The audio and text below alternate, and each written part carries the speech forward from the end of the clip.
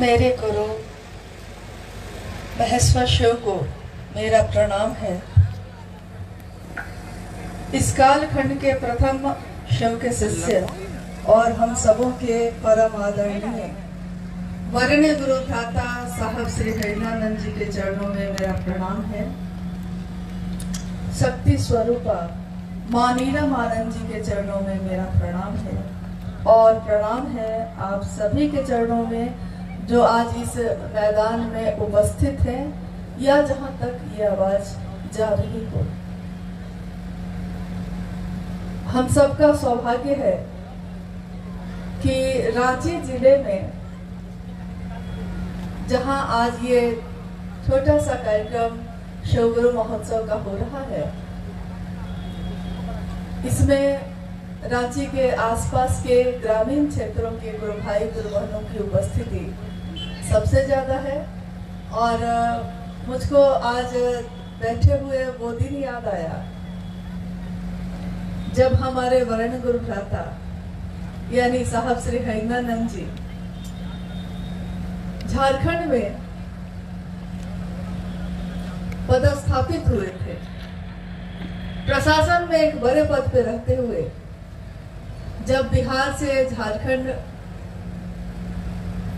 अलग हुआ, उसका गठन हुआ, तो उस गठन के बाद 2000 में वो रांची आ गए।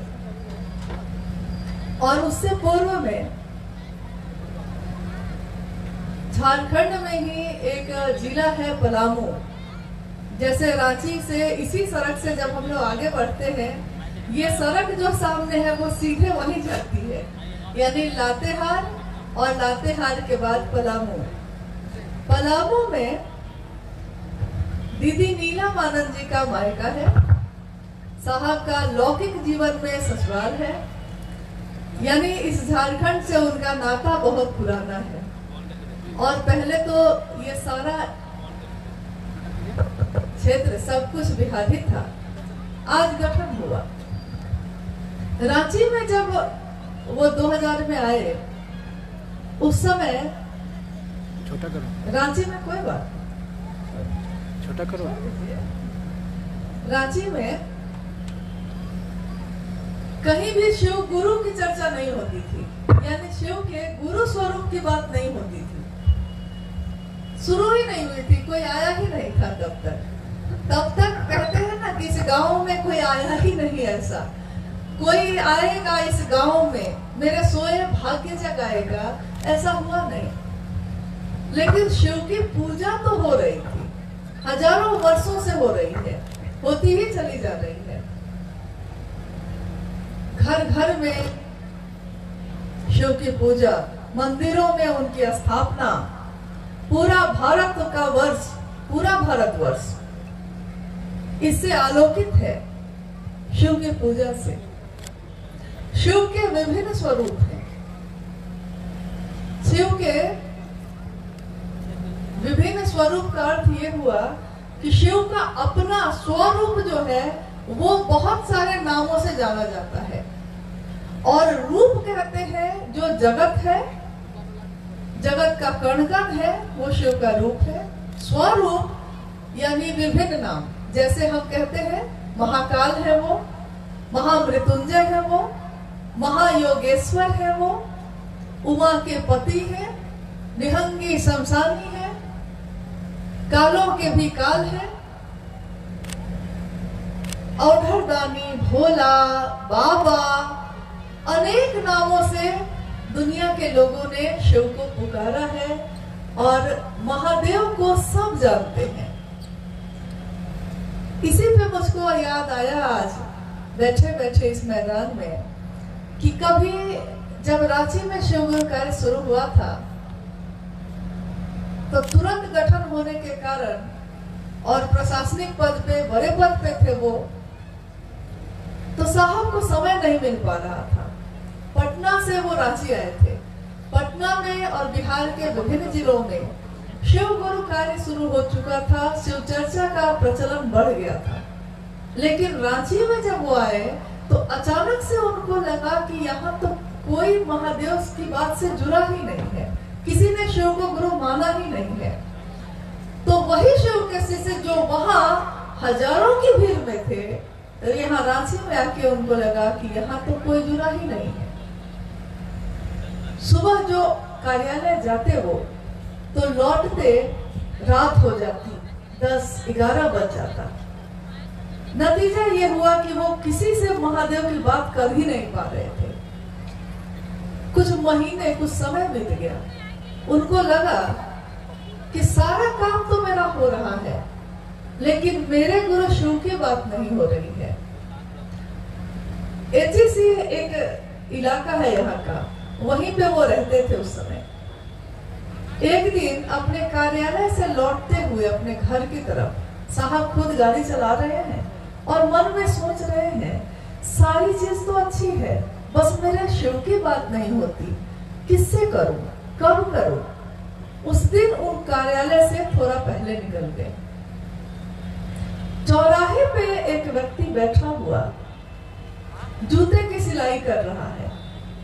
क्योंकि हम लोग जब महादेव की बात करने निकलते हैं तो हम लोग पात्र खोजते हैं।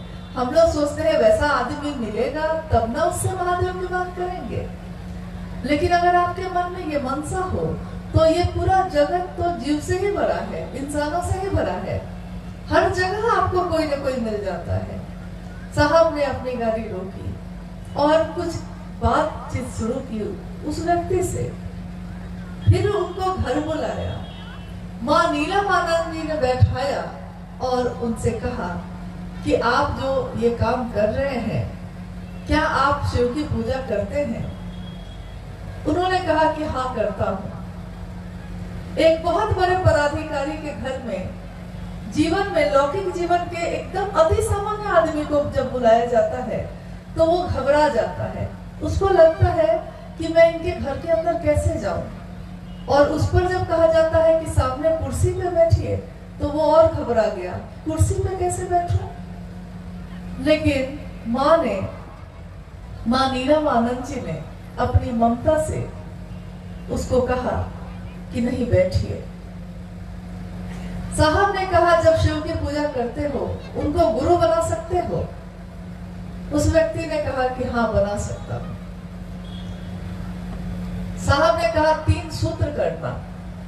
कुछ भी नहीं समझ में आए तो ये 3 सूत्र करना बस, और कुछ करने की जरूरत नहीं है। और अगर आपके आसपास में कोई रहता हो तो कृपया उसको भी लेते आइएगा। वो व्यक्ति जब लौट कर गए तो उनके बगल में एक पान की दुकान पे भी एक व्यक्ति बैठते थे। यही के गुरु भाई अब वो शरीर में नहीं है। तो उन्होंने कहा कि मैं मंगल जी को लेके आऊंगा। वो भी आए कल होके। उन्होंने भी शिव को गुरु बनाया और धीरे धीरे उनका परिवार या उसके आसपास के लोग जुड़ते ही चले गए। साहब कहते हैं अकेला ही चला था मैं, लेकिन लोग मिलते गए और कारवां बनता गया। अकेले ही चलता है कोई, लेकिन जब चलने का सोच लेता है, चल पड़ता है, तो लोग मिलते चले जाते हैं। क्योंकि हमारे वो लोग हो या ना हो, लेकिन महादेव के तो है, महादेव के तो गण है। वो महादेव की तो दुनिया है। ये इस दुनिया में, जिस दुनिया में हम आप रहते हैं, कहा जाता है कि महादेव की दुनिया है ये। महादेव ने इच्छा की और सृष्टि सृष्ट हुई। महादेव की दुनिया में हम रहते हैं। ये सृष्टि जो बनी है, जिस धरती पे हम आप बैठे हैं, ये आकाश जो दिख रहा है, ये हवा जो चल रही है, ये प्यास जो मेरी आपकी बुझती है, अग्नि जलाते हैं तो पेट की भूख खत्म कर पाते हैं, ये सारी चीज शिव की ही इच्छा का मूर्त रूप है। उन्होंने इच्छा की और 5 तत्व, 5 महाभूतों से ये बना। आपने सोचा है कि शिव ने जो भी दिया है, महादेव ने जो भी दिया है, उसकी कोई कीमत नहीं ली। कभी उसके बदले में क्या हमने उनको कोई कीमत दी है? लेकिन हम आप जो चीज बनाते हैं उसकी एक कीमत होती है। वो शिव जो बनाता है वो बेशकीमती होता है, उसकी कीमत दुनिया के लोग नहीं लगा पाते। तो हम आप भी जो बने हैं, हमारी आपकी रचना भी उसी शिव की इच्छा का प्रतिफल है। इसीलिए कहते हैं हर व्यक्ति, हर जीव बहुत ही बड़ी कीमत है उसकी, बेशकीमती है वो। उसी कीमत वाली जगह पे, उसी दिल में शिव को अपना बनाने की बात उन्होंने कही। आज गांव-गांव में शिव की चर्चा बढ़ गई है, लेकिन आइए हम बात करते हैं उसके लिए जहां से हमने आपने शुरुआत की है, यानी शिव को गुरु मानने की बात। किसी ने आपसे कहा है कि शिव को गुरु बना लीजिए, आपने कहा है कि भगवान तो है ही, वो पूजा तो करते ही हैं हम, तो उसको गुरु क्यों बनाएं? फिर वो व्यक्ति आपको कहता है कि भगवान तो है, वो भगवान के रूप में सब कुछ दे सकते हैं, लेकिन गुरु ज्ञान देते हैं और सामान ले भी लिया है, ज्ञान नहीं है चलाने का, तो उसका कोई फायदा नहीं होता।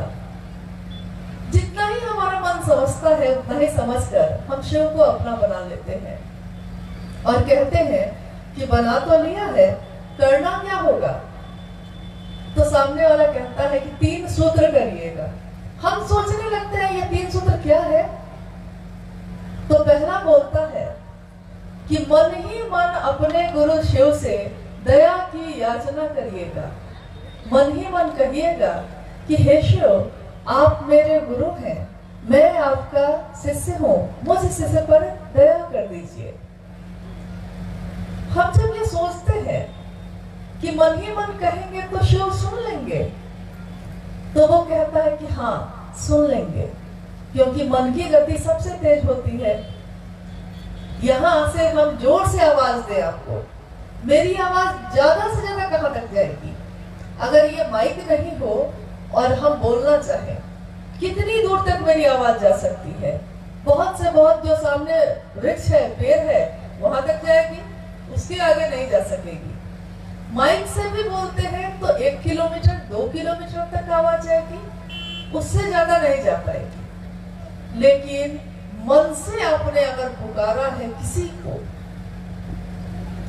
तो मीलों दूर बैठा है बेटा, हम भेज देते हैं ना बच्चों को दिल्ली पढ़ने, बंबई पढ़ने, और माँ सोई है गांव के घर में, और आधी रात के समय में वो माँ घबरा कर उठकर बैठ जाती है और कहती है मेरा मन बेचैन हो रहा है। बउआ को लगता है कुछ हुआ है। घर के लोग खड़े जग जाते हैं, जुट जाते हैं और कहते हैं अरे वो अच्छे से होगा, क्यों घबरा रही है? और माँ कहती है कि नहीं, कुछ तो हुआ है, बहुत बेचैनी हो रही है। अंत में थक के लोग फोन लगाते हैं, और जब फोन लगाते हैं तो पता चलता है कि सही में बउआ बहुत बीमार है। लोग आश्चर्य में रह जाते हैं, कहते हैं कि माँ इतने मीलों दूर अपने गांव में घर में सोई थी, इसको कैसे पता चला कि बउआ बीमार है? ये कैसे पता चला? या हम कहते हैं कि लगता है कुछ गलत होने वाला है, या कहते हैं कि लगता है कुछ अच्छा होने वाला है। आपका मन इस बात का आभास कर लेता है। कैसे? क्योंकि मन की गति इतनी तीव्र है कि हम आप सोचते हैं, अभी अभी मैंने सोचा है, और हम सोचने में इतनी ताकत है कि सोचा है और जहां जाने का सोचा है वहां मेरा मन पहुंच चुका है, मन पहुंच गया। मन का जुड़ाव जिससे होगा उसका प्रभाव मेरे आपके ऊपर पड़ता है। जैसे बउआ वहां बीमार हुआ और मन को मेरे यहाँ पता चला, क्योंकि उस माँ के मन का तार जुड़ा है अपने बेटे से। और ऐसे कितने रिश्ते होते हैं हमारे जीवन में। हमारा मन अगर उसको अपना समझ लेता है तो वो दूर कितना भी हो शरीर से, लेकिन मेरा मन आभास पा लेता है कि कुछ तो हुआ है। उसी मन में शिव को जब याद करते हैं और कहते हैं हे शिव आप मेरे गुरु हैं, मेरा मन ये कहता है, पुकारता है शिव को।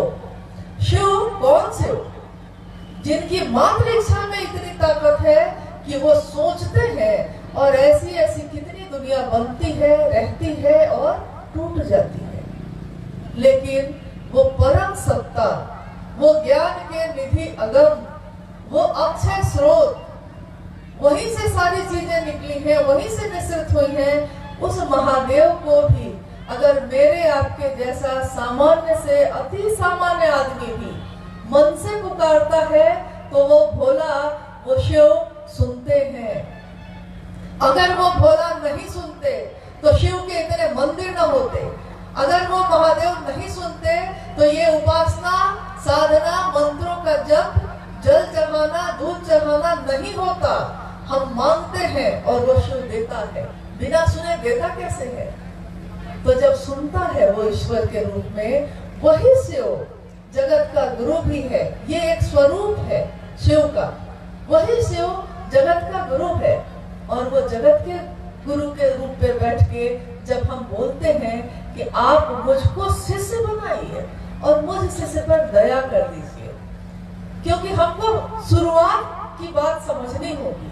कोई काम किसी ने कह दिया और हम करने लगते हैं बिना ये जाने कि इस काम का परिणाम क्या है, इस काम को करने से मिलेगा क्या। सिर्फ ऊपर ऊपर अगर कोई बात रह जाती है तो वो दिल तक नहीं जा पाती।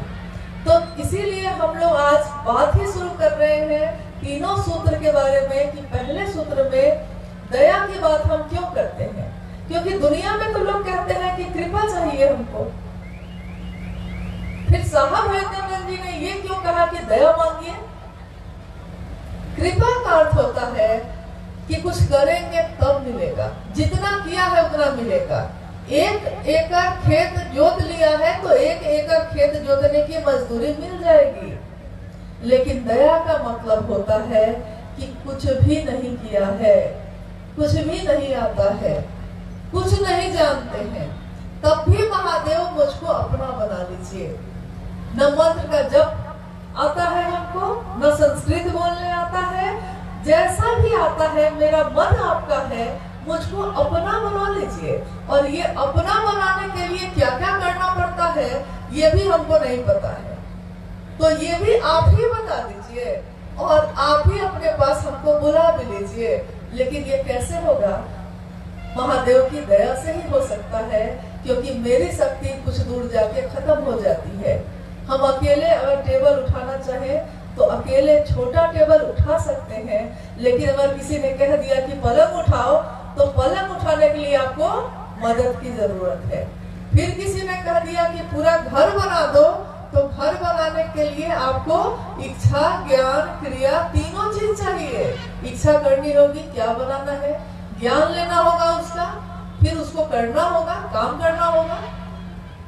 लेकिन चाहे हम किसी भी जाति के हैं, किसी भी धर्म के हैं, अमीर है, गरीब है, सामान्य है, अति सामान्य है, विशिष्ट है, यानी इस जगत में जितनी भी श्रेणियां हैं, किसी भी तरह से पहली शर्त है कि हम जीव हैं, इंसान है। इंसान है तो हम शिव को अपना गुरु बना सकते हैं। और शिव को गुरु बनाने में कोई वर्जना, कोई नियम, कोई कानून नहीं है। किसी भी शरीरधारी गुरु को आप जब जाइएगा गुरु बनाने तो कोई ना कोई नियम, कोई ना कोई वर्जना, कोई ना कोई शर्त लगती ही लगती है, चाहे वो गुरु हो या सदगुरु हो। लेकिन जब जगत गुरु शिव को पुकारता है ये विश्व, इस दुनिया के रहने वाले लोग, तो जगत गुरु शिव सबके लिए अपने हैं, इनकार नहीं कर सकते। वो ये नहीं कह सकते कि तुम ये छोड़ के आओगे तब मेरे पास आ सकते हो, तुम ऐसा बन के आओगे, वैसा बन के आओगे। जगत का गुरु शिव नहीं कह सकता, उनके लिए सारे लोग समान हैं। तो पहला सूत्र ये कहता है कि मन ही मन उस शिव से दया मांगे। हम अपने गुरु शिव से दया मांगिए। अभी ये भजन हम लोग सुन रहे थे अभी तुरंत, वो दया के सागर है, दया का महासमुद्र है। गुरु के रूप में वो दया करेंगे ही करेंगे अगर आप दया मांगते हैं। पंक्तियां तो बहुत सारी थी जो हम सुन रहे थे, समझ कितना रहे थे ये मुझको नहीं मालूम, क्योंकि गाने में तो ये भी गा रहे थे हम लोग कि शिव के चरणों में गिर जाए मर जाए ना, इस तरह हमारी मिट्टी ठिकाने लगे। शिव के चरणों में कल्पना कितनी अद्भुत है, कितने ऊंचे स्तर की है कि उस शिव के चरणों में ही गिर के मर जाए हम, मेरी मिट्टी इस तरह ठिकाने लगे।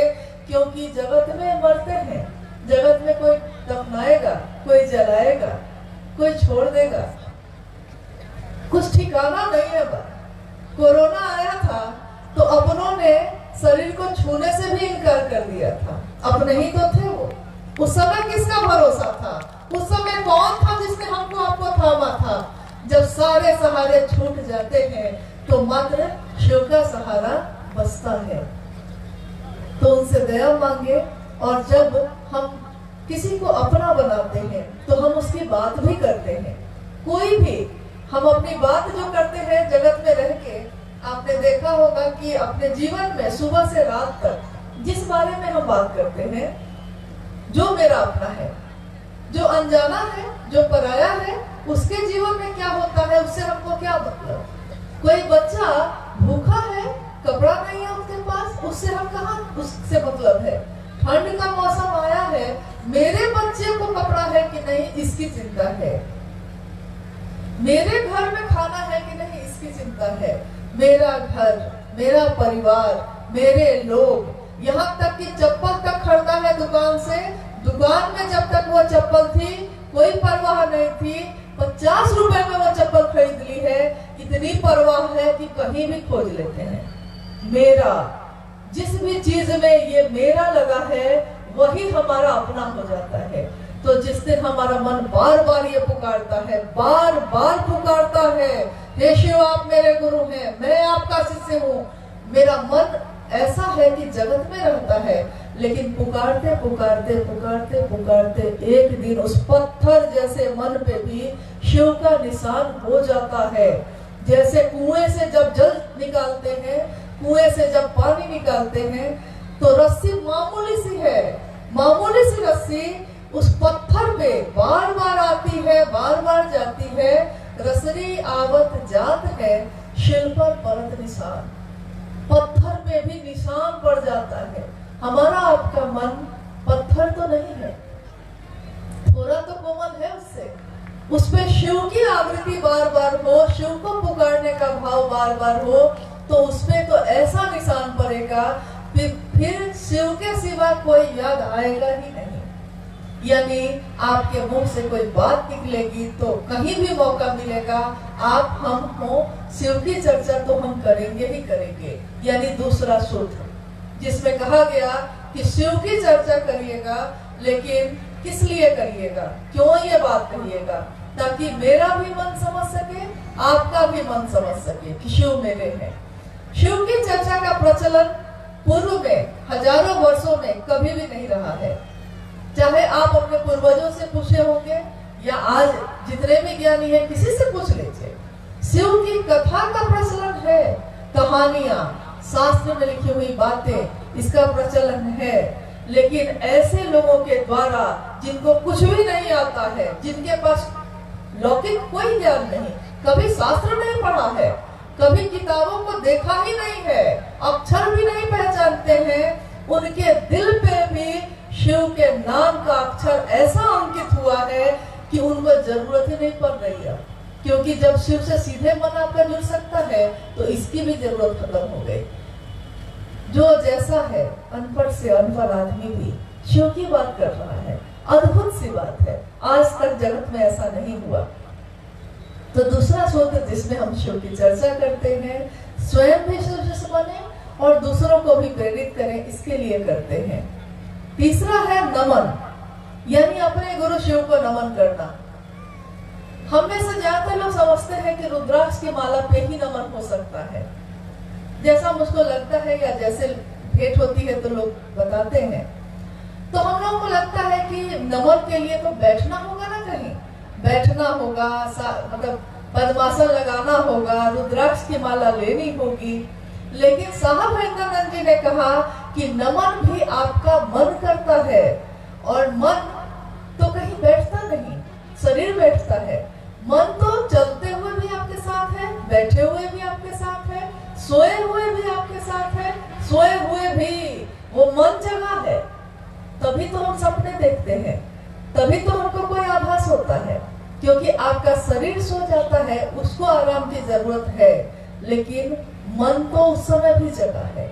और उस मन में अगर शिव को प्रणाम करने का भाव आ जाए, भाव वहां प्रणाम होता है, सामान नहीं, रुद्राक्ष की माला नहीं। क्योंकि कोई कंकड़ पत्थर 108 बार जोड़ के रख लेता है और उसी कंकड़ को एक एक करके अलग करता है और हर पत्थर को अलग करते हुए कहता है, हे शिव, आपको मेरा प्रणाम है। मन ही मन कहता है। और ये प्रणाम स्वीकार होगा कि नहीं? क्योंकि वहां तो भाव प्रणाम होता है, भाव से ही प्रणाम हो सकता है। हम कहेंगे कि भाव कहां से लाए, क्योंकि हम लोगों के मन में भाव जल्दी पैदा होता नहीं है। जगत के लिए हो जाता है, लोगों के लिए हो जाता है, महादेव के लिए नहीं हो पाता। तो जैसे आप ही का दिया हुआ सामान, आप ही का दिया हुआ पैसा लेकर आप ही का बच्चा कहीं दूर पढ़ने गया है, आप हर महीने में उसको 5,000 रुपया भेजते हैं कि वो पढ़ ले और खाना खा ले, रहने की व्यवस्था हो जाए। छुट्टी में वो घर लौटता है। जब वो बच्चा आपका घर लौटता है तो अपनी माँ के लिए एक शॉल, अपने पिता के लिए एक चादर लेके आता है। उसकी माँ कहती है कि कहाँ से लाए? तो वो कहता है, छोड़ो ना माँ, दिल्ली से तुम्हारे लिए लाए, पिताजी आपके लिए चादर लाए।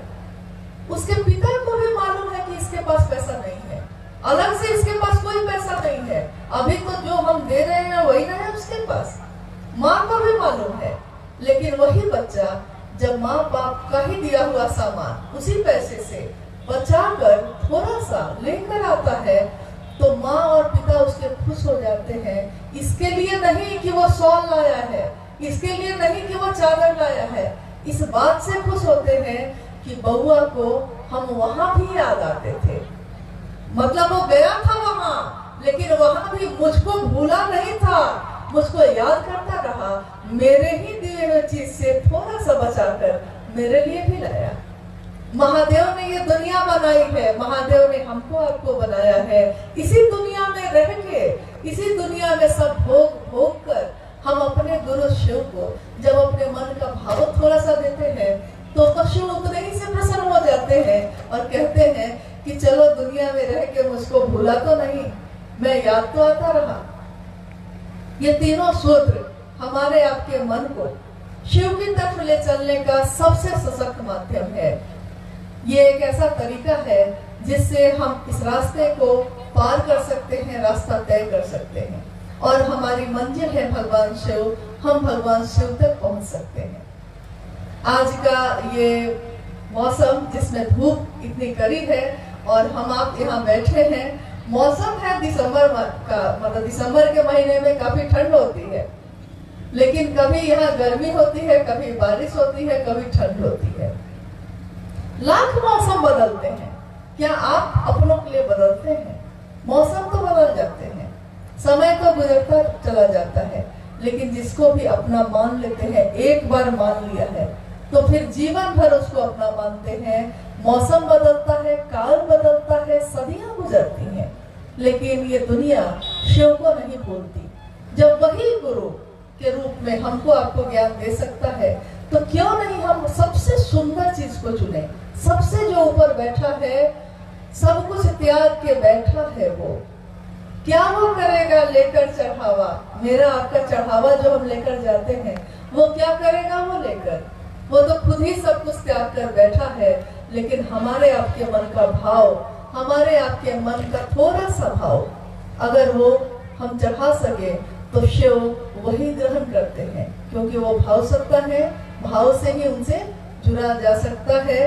आज तक दुनिया में प्रचलन रहा है पूजा का, और पूजा में सबसे पहले कहा जाता है कि श्रद्धा होनी चाहिए, समर्पण होना चाहिए, विश्वास होना चाहिए। हम कहते हैं ना, हमारे घरों में जब पूजा होती है तो हम बच्चों को कहते हैं कि अरे हाथ जोड़ के बैठो, श्रद्धा रखो, आंख बंद करो, झुको थोड़ा महादेव के पास। यानी पूजा मतलब जिसमें श्रद्धा होनी चाहिए, लेकिन हर व्यक्ति में ये श्रद्धा नहीं हो पाती। तो साहब ने कहा कि अगर श्रद्धा नहीं होती है तब भी, विश्वास नहीं है तब भी, हम कहते हैं कि हमको नहीं विश्वास है इस पे, तब भी संशय है, शंका ही शंका है कि यहाँ भी कुछ मिलेगा कि नहीं मिलेगा, तब भी अगर आप सिर्फ मन से खड़े हो जाते हैं तो शिव की दया आपके हमारे मन में फैले अंधेरे को ऐसा दूर करती है कि हमारा मन शिव की तरफ चलने लगता है। अभी आपने जब सुना शिव की शिष्यता की पृष्ठभूमि, उसमें आपने सुना एक दिन साहब के जीवन में भी ऐसा ही हुआ था। उन्होंने जब शिव को अपना गुरु बनाया था, उनके मन में कोई विश्वास नहीं था। उनको लगता था यहाँ भी धोखा है, क्या पता महादेव भी मुझको गुरु के रूप में मिले हैं कि नहीं मिले हैं। मैंने मान तो लिया है, लेकिन 7-8 वर्ष के अंतराल में उनके मन ने ये समझ लिया कि शिव आज भी गुरु है और सचमुच में है, क्योंकि उनके जीवन के पल प्रतिपल में शिव ने समझा दिया कि मुझको कहाँ बाहर ढूंढते रहे, किसके किसके पास जाते रहे, मैं तो हर जगह साथ ही था। हम ही उनके तरफ देखना भूल जाते हैं। तो आइए हम लोग कुछ जिज्ञासाओं पे बात करते हैं। बहन गौरी अर्चिता जी हैं, जिज्ञासा पढ़ेंगे। शिव भाव के शिखर की तलहटी में समस्त संकीर्णताओं तिरोहित हो जाती है, कैसे कृपया समझाया जाए। शिव भाव के शिखर की तलहटी में ही समस्त संकीर्णताएं तिरोहित हो जाती हैं, कैसे। शिव भाव का शिखर, ये लिखी हुई पंक्ति है साहब हरिंदरानंद जी की। उन्होंने एक छोटी सी किताब जब लिखी थी, शिष्यानुभूति, एक शिष्य की अनुभूति, उसी की ये पंक्ति है। रांची जो जिला है उसके आसपास काफी पहाड़ है, आपने जरूर देखा होगा। और रांची क्या, उसके आसपास के सारे जिले, लोहरदगा, गुमला, कहीं चले जाइए, हर जगह पहाड़, पेड़, झरने, नदी खूब मिलते हैं। पहाड़ को जब आप सामने से देखिए तो दूर से देखिए, आपको लगेगा कि इधर से भी चढ़ा जा सकता है, उधर से भी चढ़ा जा सकता है, क्यों नहीं सामने से ही चढ़ जाते हैं। तो हम अपनी यात्रा शुरू कर देते हैं, लेकिन कोई किधर से भी चढ़ता है, वो पहुंचता कहाँ है। शिखर पे सबसे ऊपर में जो हम कहते हैं पहाड़ की चोटी है, शिखर है। शिखर मतलब पहाड़ की चोटी, वहां पहुंचते हैं। साहब कहते हैं कि शिव भाव के शिखर, यानी शिव का जो भाव है जिसके लिए हम शिष्य भाव दे रहे हैं, शिव भाव का शिखर उस पहाड़ के शिखर पे पहुंचे नहीं है, अभी पहाड़ में भी नहीं चढ़े हैं, उससे पहले ही उसकी तलहटी में ही, उसके नीचे ही समस्त संकीर्णताएं तिरोहित हो जाती हैं। इसका अर्थ होता है कि संकीर्णता यानी जगत में जो भी चीजें हमारे मन को जकड़ती हैं, बांधती हैं, हम उसके पास नहीं जाएंगे, वो मेरा दुश्मन है। हम उससे बात नहीं करेंगे, वो दूसरी जाति का है। हम उसके पास नहीं जाएंगे, उसका दूसरा धर्म है। ये सारी चीजें संकीर्णता ही है जो हमारे मन को जकड़ लेती हैं। जब शिव मेरे अपने होते हैं तो हमारा मन ये समझता है कि यहाँ कोई पराया नहीं है, क्योंकि शिव ने सबको एक जैसा पैदा किया। उन्होंने जाति नहीं बनाई, उन्होंने धर्म नहीं बनाया, उन्होंने अमीर गरीब नहीं बनाया है हमने और आपने बनाया है। हमने ही एक दूसरे को बांटा है, शिव ने नहीं। शिव ने दुनिया की सारी चीजें एक जैसी की, एक जैसा ही पैदा किया, एक जैसा ही खून हमारे रगों में दौड़ता है, लेकिन हम ही आकर अपने को बांटते हैं।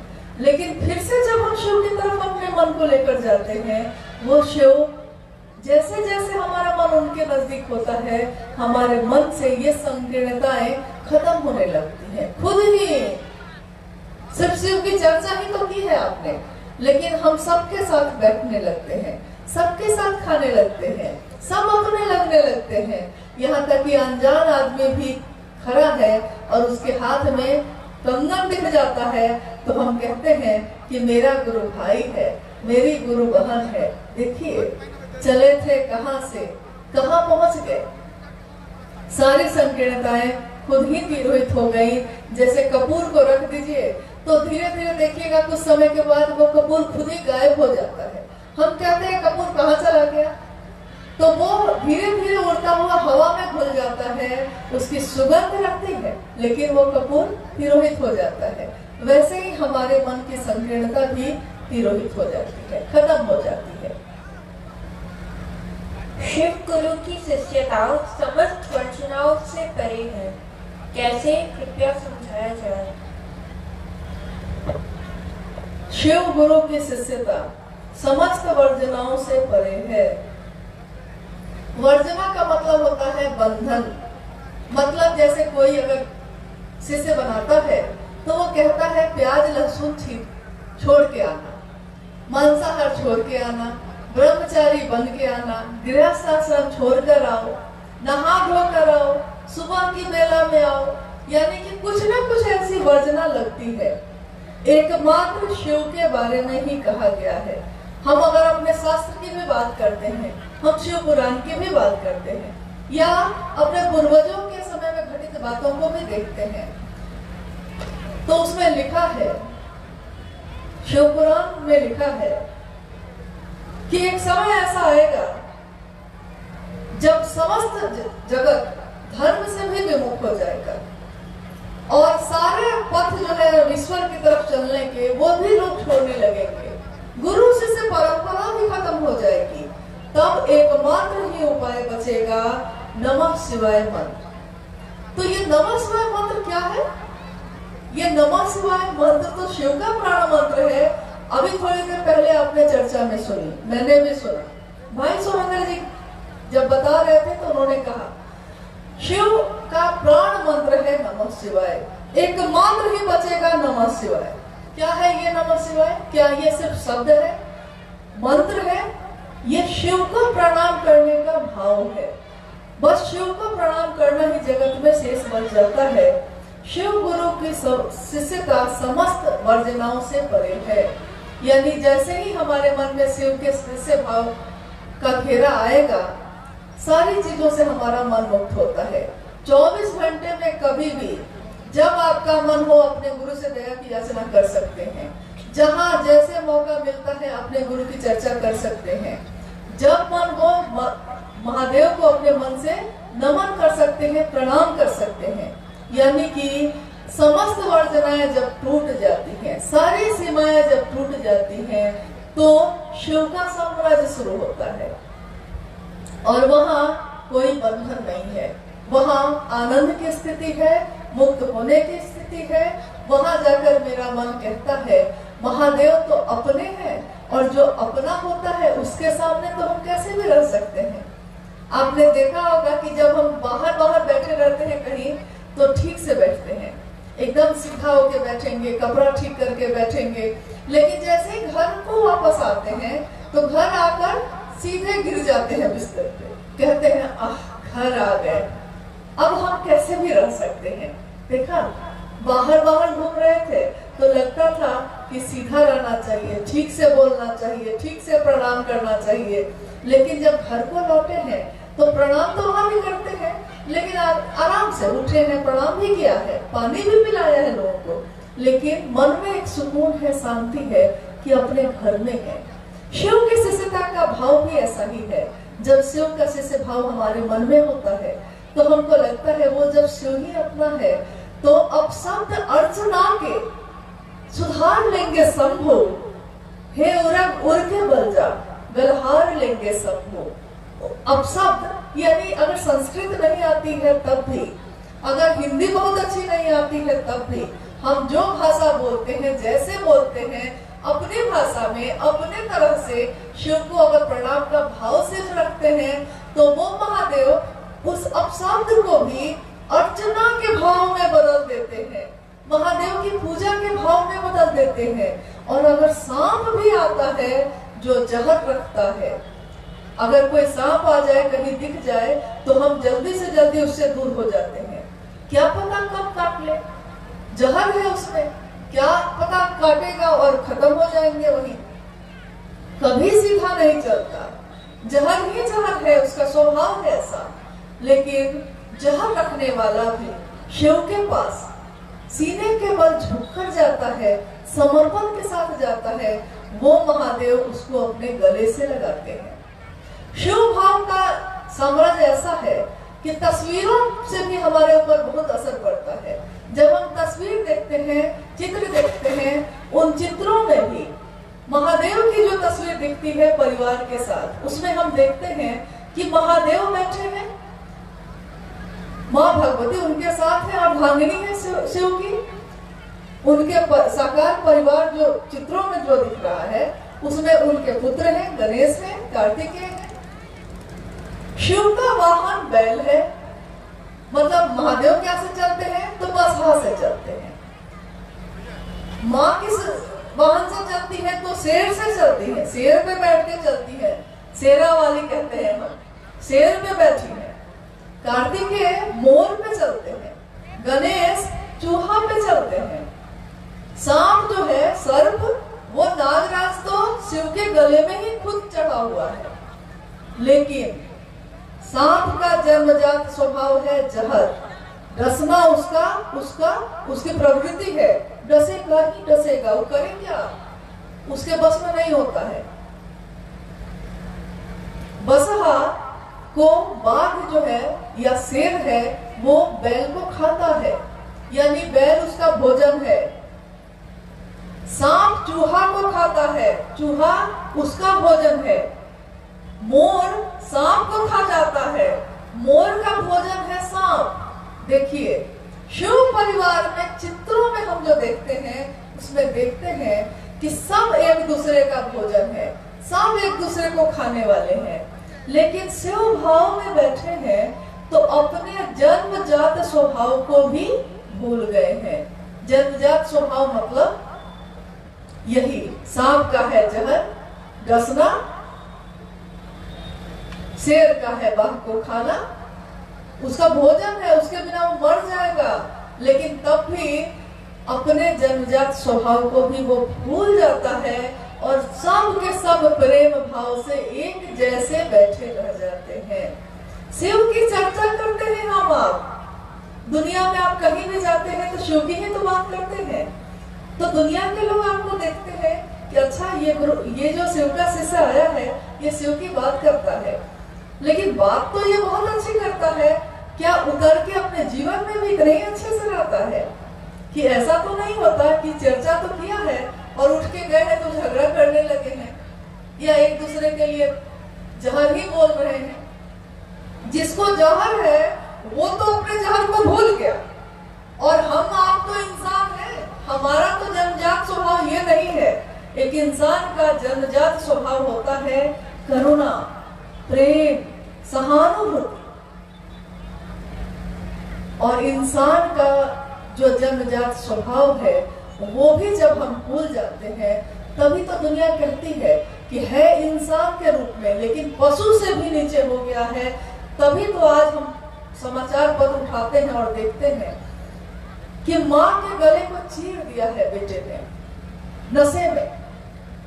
ये कैसा नशा जिसने उसके मन से पुत्र के भाव को ही खत्म कर दिया। यानी इस जमाने में जहां एक दूसरे के भाव को हम भूल बैठे हैं, सबसे ज्यादा जरूरत है शिव भाव में रहने की, ताकि एक इंसान का भाव तो हमारे अंदर रख सके। एक इंसान शिव हो सकता है, जीव शिव हो सकता है, लेकिन उसके लिए जीव तो होना चाहिए, हमको इंसान तो होना चाहिए। और इंसान दूसरों के लिए दूसरे के सुख को देखकर खुद खुश होता है।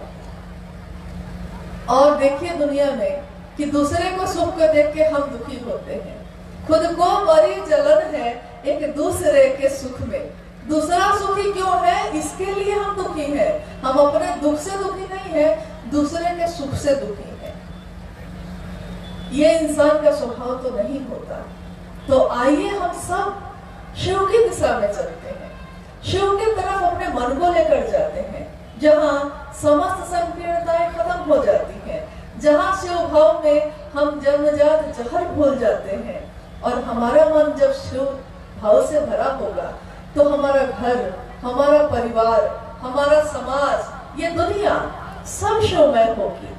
साहब वृंदानंद जी कहते हैं कि मैं नहीं जानता इस संसार की दशा शिव के बिना कैसी होगी, लेकिन मैं ये जानता हूँ कि शिव के साथ ये सबलता प्राप्त करेगी, सबल होगी, सक्षम होगी, सुवासित होगी, शिवमय होगी, सुगंधित होगी।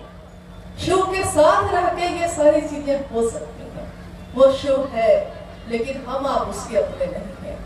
और कैसे अपने हो सकते हैं, पूजा पद्धति से शायद बहुत कठिन है, लेकिन शिष्य बन के आराम से वहां पे आपका प्रवेश हो सकता है। तो क्यों नहीं शिव का शिष्य बने, क्यों नहीं शिव को ही अपना गुरु बनाए। जगत गुरु शिव मेरा अपना हो, क्योंकि जगत में हमने जो भी चाहा है बहुत सुंदर होना नहीं हो पाया।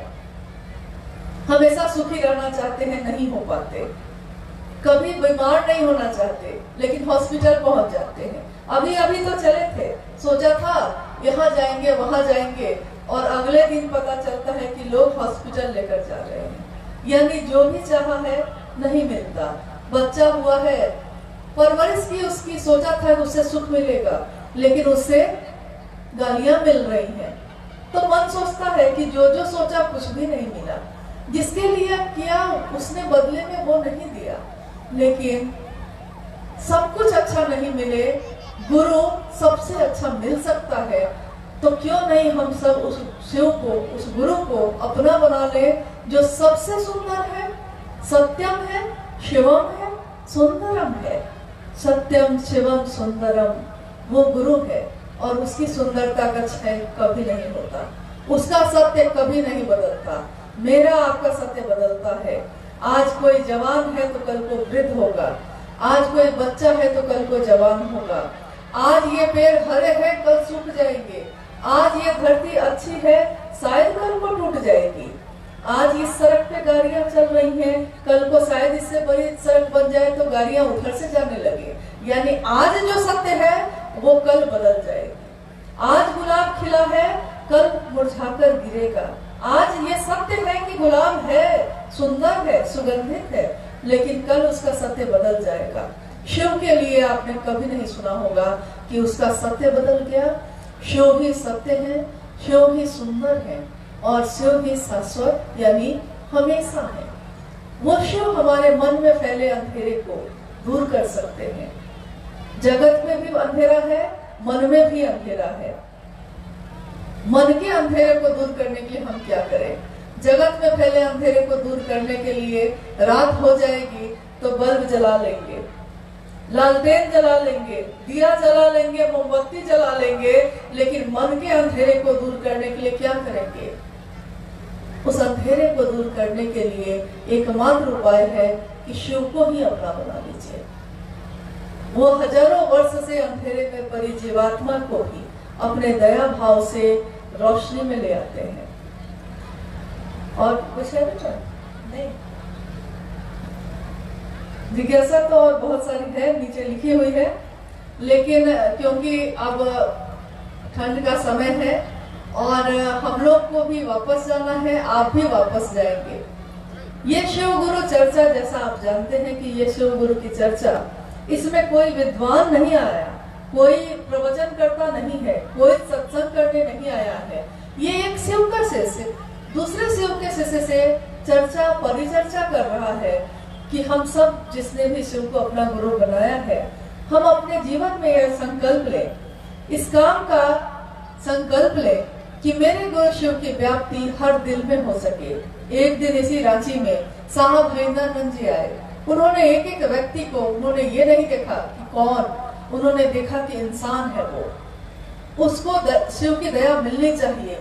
तो उन्होंने उस तक अपना पैगाम पहुंचाया, पैगाम, संदेश कि शिव तुम्हारे गुरु भी हो सकते हैं।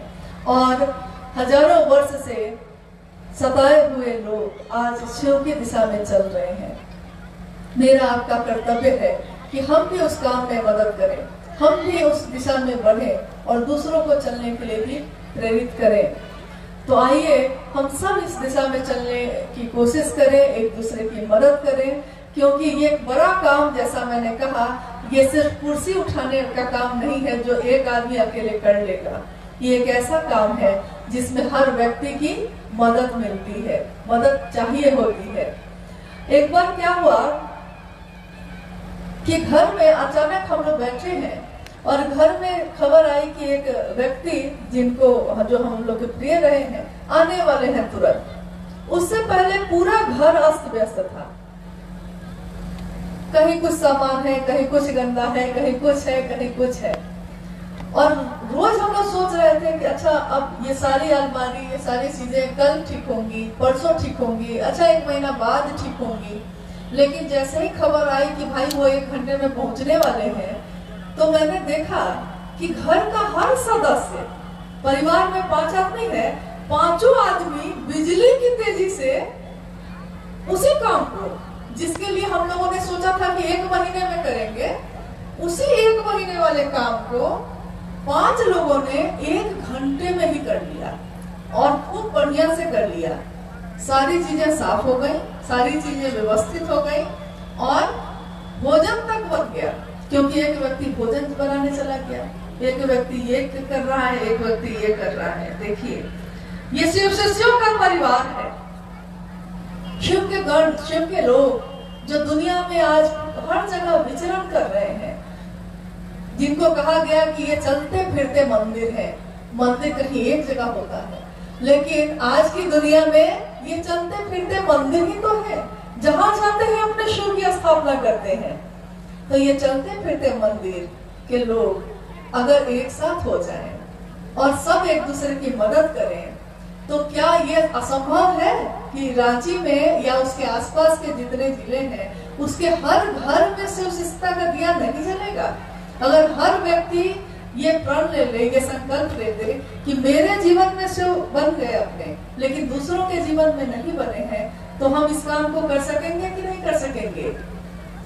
जागा जागा महादेव सिर्फ मेरे लिए है या जीवन में जगत के हर व्यक्ति के लिए है? ये शिव जो सोया है सबके मन में जगे, मेरे हृदय में जो जगह है वो तो तेरे दिल में भी जगे। और भीड़ इकट्ठी करना या लोगों को इकट्ठी करना शिव शिष्टता का मकसद नहीं होता। मकसद ये है कि ये शिव शिष्टता का दिया जो मेरे हृदय में जला है, आपके हृदय में जला है, प्रत्येक हृदय में जल जाए। और इसके लिए जाने की, लोगों से बात करने की जरूरत है, उनको शिव की दिशा में चलने के लिए प्रेरित करने की जरूरत है। तो हम सब इस महान काम में साहब श्री हरिनारायण जी के इस संकल्प में उनका साथ दें। हर जगह उनकी मदद है और उनकी मदद से हम शिव की तरफ चल सकते हैं। इतना ही कहना है आज आप लोगों से, और आपसे विदा लेते हैं। आप सभी के चरणों में प्रणाम है। आप सबको मेरा प्रणाम।